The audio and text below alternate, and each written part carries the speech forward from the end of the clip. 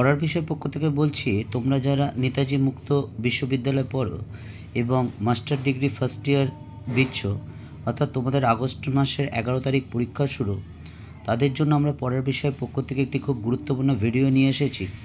প্রথমে বলি, তোমাদের মধ্যে বেশ কিছু শিক্ষার্থী বলেছে, স্যার নাম্বারটা কী করে হয়। তোমরা অনেকেই বুঝেছো, অনেকেই অস্পষ্ট বোঝো, কিন্তু বেশ কিছু জন নাম্বারটা কী করে হয়, তা রেজাল্টটা কী করে হয়, সেটা আমরা পড়ার বিষয়ের পক্ষ থেকে একটু ক্লিয়ার করার চেষ্টা করছি। দেখো, তোমাদের পিজি এক্সামিনেশান অর্থাৎ মাস্টার ডিগ্রি পরীক্ষা দুটো পার্টে হয়, একটা অ্যাসাইনমেন্ট, একটা হচ্ছে রিটেন। অ্যাসাইনমেন্টের পরীক্ষা হয়ে গেছে এবং তোমরা নাম্বারও জানতে পেরে গেছো, পরীক্ষা দেওয়ার পরেই তোমরা নাম্বার জানতে পেরে গেছো। অর্থাৎ 20টা প্রশ্ন থাকে, খুব সোজা ভাষায় আমি 100-র মধ্যে না গিয়ে 20টা প্রশ্নের মধ্যে তোমার প্রাপ্ত নম্বর কত হবে, তুমি যতগুলো রাইট করেছো তুমি তত নম্বর পাবে। অর্থাৎ তুমি যদি 18টা ঠিক করো তুমি 18 নম্বর পাবে, 19টা ঠিক করলে 19টা নাম্বার পাবে। অর্থাৎ যেহেতু 20টা অবজেক্টিভ 100 নম্বরের হয়, তাহলে একটা অবজেক্টিভ 5 নম্বরের। কাজেই তোমার নাম্বার যদি 100 থেকে 5 কম দেখায়, অর্থাৎ 95 দেখায়, তাহলে তুমি 19 পাবে, 90 দেখালে 18 পাবে। এই হলো অ্যাসাইনমেন্ট। এবার হচ্ছে রিটেন পরীক্ষা। আমরা দেখি, আমাদের রিটেন পরীক্ষা 100 নম্বরের হবে, যেটা ফার্স্ট পেপার তোমাদের 11ই আগস্ট আছে, এবং এই 100 নম্বরের মধ্যে তুমি যা পাবে তার 80% নেওয়া হবে। কেমন? যেমন ধরো, কেউ যদি 50 পেল, 100তে 50, তাহলে 80তে কত পাবে? 40। অর্থাৎ 100তে 50 হলে 80তে 40 হয়। যদি 60 পাই 100তে, তাহলে 80তে 48 হচ্ছে। অর্থাৎ প্রথম সংখ্যাটার সাথে 8 গুণ দিতে হবে। কেউ যদি 40 পাও, তাহলে 8 দিয়ে গুণ করলে 40, 4কে 8 দিয়ে গুণ করলে 32 হবে। 30 যদি পাও, তাহলে 3কে 8 দিয়ে গুণ করলে 24 হবে, এবং 70 পেলে 7কে 8 দিয়ে গুণ করলে 56 হবে। এবার রেজাল্টটা কী করে হলো দেখো। যদি কোনো স্টুডেন্ট তোমরা 95 পেয়ে থাকো, অর্থাৎ একটা ভুল করেছো, মানে 19টা ঠিক করেছো, তার মানে তোমার 19 নাম্বার হলো। অর্থাৎ অ্যাসাইনমেন্টে তোমার 19 নাম্বার এবং রিটেনে তুমি 60 নম্বর পেয়েছো। 100তে 60, তাহলে 80তে কত পেয়েছো? 80%-এ 48। তাহলে 19 + 48 = কিন্তু 17। এই হচ্ছে তোমাদের কিন্তু প্রাপ্ত নম্বর। আশা করি নিশ্চয়ই বুঝতে পেরেছ। এবার তোমাদের নাম্বার ডিভিশনটা একটু বলে দিই। তোমাদের প্রত্যেকটা পেপারে এরকমই ডিভিশন আছে যে 18 নম্বরে 2টো প্রশ্ন লিখতে হয়, 4টে প্রশ্ন থাকে। 12 নম্বরে 3টে প্রশ্ন লিখতে হয়, 6টা প্রশ্ন থাকে, এবং 7 নম্বরে 4টে প্রশ্ন লিখতে হয়, 8টা প্রশ্ন থাকে। Total 100 number. ঠিক আছে? এবার আমরা যে ফিফথ পেপার আছে, অর্থাৎ ইতিপূর্বে আমরা নেতাজি সুভাষ বিশ্ববিদ্যালয় 1, 2, 3, 4 পেপারের সাজেশান দেওয়া হয়ে গেছে মাস্টার ডিগ্রি ইতিহাসের।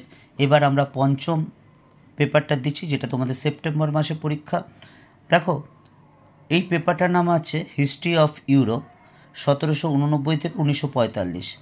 দেখো, প্রথম 18 নম্বর প্রশ্নগুলো দেখো, যে তুমি কি মনে করো ডাইরেক্টরি শাসন নেপোলিয়নের ক্ষমতার উত্থানে সাহায্য করেছিল? 2 নম্বর, 1789 সালে ফরাসি বিপ্লবের ভূমিকা আলোচনা করো।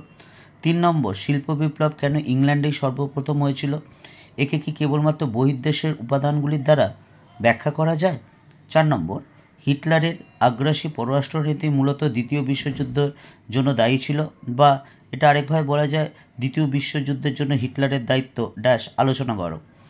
5 নম্বর, জার্মানির ঐক্য আন্দোলনে বিসমার্কের ভূমিকা। 6, 1917 সালে নভেম্বর বিপ্লব বা রুশ বিপ্লব যেটা আমরা বলি, বিপ্লবের পটভূমিকা আলোচনা করো, এবং এই বিপ্লবের সাফল্যে লেনিনের যে বিপ্লবী নীতি বা লেনিনের যে ভূমিকা সেটা আলোচনা করো।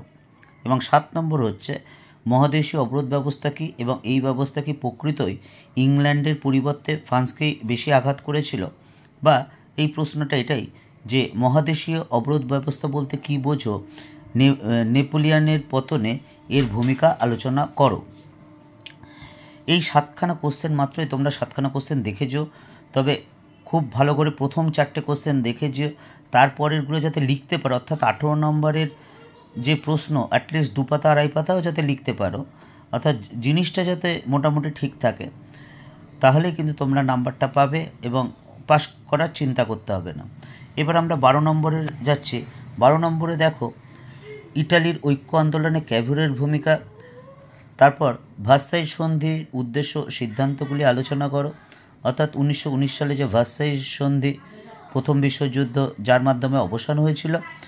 3 নম্বর কোশ্চেন, 1948 সালে ফেব্রুয়ারি বিপ্লবে যে ফ্রান্সে ফেব্রুয়ারি বিপ্লব হয়েছিল তার মূল বৈশিষ্ট্যগুলি লিখতে হবে। 4 নম্বর দেখো, ফ্রান্সে সন্ত্রাসের রাজত্বের যৌক্তিকতা বিচার করো। 5, নেপোলিয়ানকে কি বিপ্লবের সন্তান বলা যায়?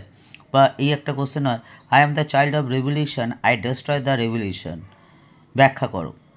তা 6 নম্বর প্রশ্ন, অস্ট্রিয়া সার্বিয়া সংঘাত কীভাবে প্রথম বিশ্বযুদ্ধকে অনিবার্য করে তুলেছে বা প্রথম বিশ্বযুদ্ধের প্রত্যক্ষ কারণ।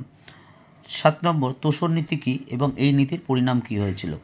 এখানেও দেখো 7টা কোশ্চেন আছে। প্রথম 5টা প্রশ্ন কিন্তু খুব ভালো করে পড়ো।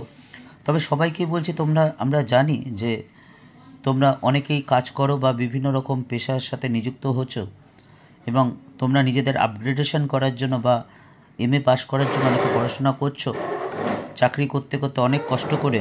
কাজেই বলছি তোমরা জিনিসগুলো দেখে যাও। হয়তো সবাই লিখে প্র্যাকটিস করতে পারবে না, যেটা করলে খুবই ভালো হয়, কিন্তু জিনিসগুলো যাতে দেখে যাও, যাতে অ্যাটলিস্ট প্রত্যেকটা নোট অ্যাটেম্প করবে ফার্স্ট। দ্বিতীয়ত 18 নম্বর হলে মিনিমাম 1.5-2 পাতা যাতে যায়, আর 12 নম্বর হলেও যাতে 1.5-2 পাতা যায়, আর 7 নম্বর হলে যাতে মিনিমাম মোটামুটিভাবে 1 পাতা ক্রস করে। তাহলে কিন্তু তোমাদের পাশের কথা চিন্তা করতে হবে না। এবার দেখো 7 মার্কসের যে প্রশ্নগুলো আছে, দেখো প্রথম প্রশ্নটা টিকা লেখা, লোকারণ্য চুক্তি। 2 নম্বর, ইংল্যান্ডে কৃষি বিপ্লব শিল্প বিপ্লবের সাথে কতদূর সম্পর্কিত ছিল। 3 নম্বর, সংস্কৃতির সংগ্রাম বা কুলটুর ক্যাম্প কী। 4 নম্বর, জার্মানির ঐক্য আন্দোলনে ফ্রাঙ্কফুর্ট পার্লামেন্টের গুরুত্ব। 5 নম্বর, প্রথম বিশ্বযুদ্ধের পর ফ্রান্সে নিরাপত্তা সমস্যাকে আপনি কিভাবে ব্যাখ্যা করবেন। 6 নম্বর, সাম্রাজ্যবাদ সম্পর্কে লেনিনের মত।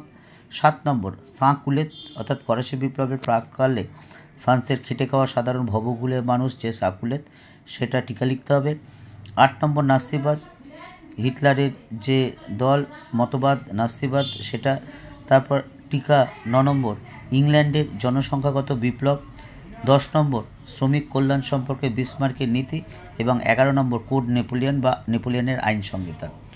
এই 11টা কোশ্চেনের মধ্যে তোমরা কিন্তু 8টা একটু দেখে যেও, অর্থাৎ যাদের পক্ষে খুবই কষ্টসাধ্য, অর্থাৎ তোমরা অনেকেই চাকরি করো, অনেকেই খুব কষ্ট করে পড়ো এবং অভিজ্ঞতা সেটা দেখিও, সেটা দীর্ঘদিন 23-24 বছর ধরে দেখছি যে, তাই তোমরা যাতে পাসটা করতে পারো এই জন্য 7-8টা কোশ্চেন কিন্তু দেখে যেও, যাতে লিখতে পারো। 7 নম্বরের কোশ্চেন হলে 1 পাতার মতো যাতে লিখতে পারো, অর্থাৎ কিছু না হলেও মানে হাফ পাতা 1 পাতা যাতে লিখতে পারো, তাহলে কিন্তু তোমরা আশা করি অবশ্যই তোমরা পাস করবে এবং অ্যাসাইনমেন্টের নাম্বার নিয়ে তোমাদের 40 ক্রস করে যাবে, অর্থাৎ তোমরা পাস করে যাবে, যেটা তোমরা প্রথম ক্রাইটেরিয়া অনেকেরই।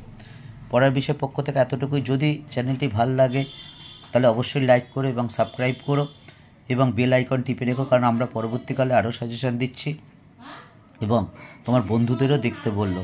অগ্রিম শুভেচ্ছা রইল পড়ার বিষয়ের পক্ষ থেকে।